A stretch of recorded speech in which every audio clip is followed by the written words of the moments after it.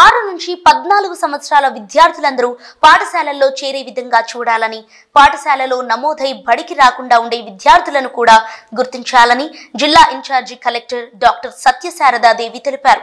హన్మకొండ జిల్లా కలెక్టరేట్లో జిల్లా విద్యాశాఖ, కార్మిక శాఖ, ఉమెన్ అండ్ చైల్డ్ వెల్ఫేర్ శాఖ, పోలీస్ శాఖలతో కలెక్టర్ ప్రత్యేక సమావేశం నిర్వహించారు. ఈ నెలలో చేపట్టనున్న బడి బయట విద్యార్థుల సర్వేపై ప్రత్యేక సూచనలు చేశారు.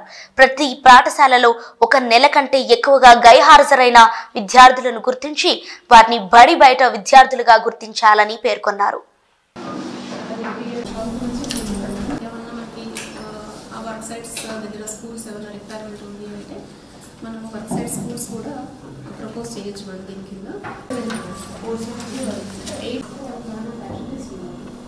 వాళ్ళకి ఓరియంటేషన్ ఇచ్చేటప్పుడు not in an acceptive mode but in an introspective mode చేయాలి.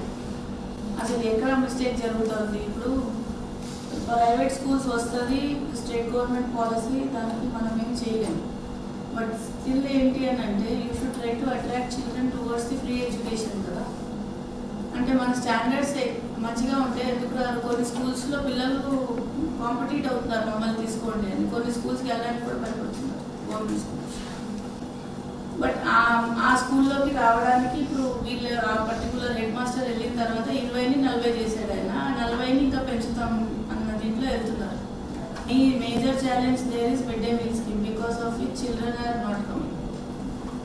పుస్తకం వాళ్ళు ఏది కావాలంటే అది most of the time government is giving everything, but still if they want to go and buy a pencil or something మీరే utility shop పెట్టచ్చు. కానీ వాళ్ళకి అంత టర్న్ ఓవర్ ఉండదు.